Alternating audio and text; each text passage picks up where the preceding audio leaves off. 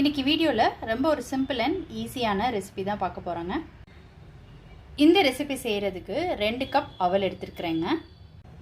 அவலை 2 தடவை நல்ல தண்ணியில் வாஷ் பண்ணி எடுத்து வச்சுக்கோங்க. ஊற வைக்கணும்னு அவசியம் கிடையாதுங்க, கழுவி வச்சுக்கிட்டாவே போதும். 2 தடவை நல்ல தண்ணியில் வாஷ் பண்ணிவிட்டு இந்த மாதிரி ஃபில்டரில் போட்டு தண்ணியை ட்ரெயின் பண்ணி எடுத்து வச்சுக்கோங்க.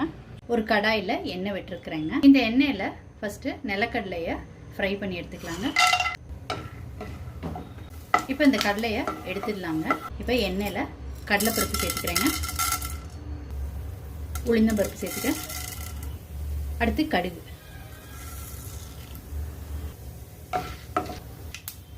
கடுகு பொரிஞ்சதுக்கப்புறம் இதில் ஒரு காய்ந்த மிளகாய், ஒரு பெரிய வெங்காயம் சேர்த்துக்கிறேன்.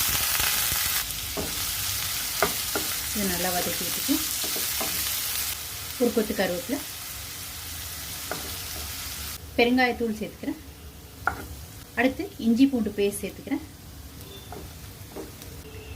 இஞ்சி பூண்டோட பச்சை வாடை போனதுக்கப்புறம் 3 பெரிய தக்காளியை பேஸ்ட்டாக அரைச்சி வச்சுருக்கிறேங்க, அதை சேர்த்துக்கிறேன். இதை நல்லா கலந்து விட்டுக்கலாம். 1/4 டீஸ்பூன் மஞ்சள் தூள், இதில் வீட்டில் அரைச்ச குழம்பு மிளகாய் தூள் சேர்த்துக்கிறேன். அடுத்து காஷ்மீரி சில்லி பவுடரில் 1/2 ஸ்பூன் சேர்த்துக்கிறேன். இது நல்லா கலந்து விட்டுருக்கேன். அடுத்து கரம் மசாலா தூள் 1/2 ஸ்பூன் சேர்த்துக்கிறேன். இந்த டிஷ்ஷுக்கு தேவையான உப்பு, இது எல்லாத்தையும் நல்லா கலந்து விட்டுருக்கேன். ஒரு 2லேருந்து 3 நிமிஷத்துக்கு மூடி போட்டு குக் பண்ண விடலாங்க, அந்த மசாலாவோட பச்சை வாடையெல்லாம் போகிறதுக்கு. மசாலாவோட பச்சை வாடையெல்லாம் போனதுக்கப்புறம் கழுவி வச்சுருக்கிற அவல் சேர்த்துக்கலாம்.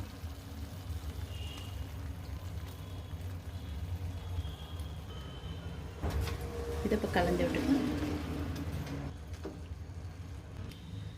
நல்லா கலந்து விட்டுக்கிட்டாச்சுங்க. ஒரு 2லேருந்து 3 நிமிஷம் திருப்பி மூடி போட்டு குக் பண்ணிக்கலாங்க, அந்த மசாலாலாம் அவலில் நல்லா மிக்ஸ் ஆகிற அளவுக்கு.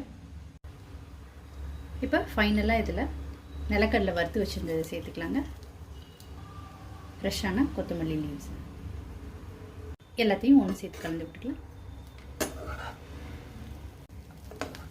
இந்த ரெசிபி நீங்கள் மார்னிங் சாப்பிடலாம், லஞ்சுக்கு கூட பசங்களுக்கு ஸ்கூலுக்கு கொடுத்து விடலாங்க, டின்னருக்கு கூட இது சாப்பிட்லாங்க. ரொம்ப சூப்பராக அவல் தக்காளி உப்புமா ரெடி ஆயிடுச்சுங்க.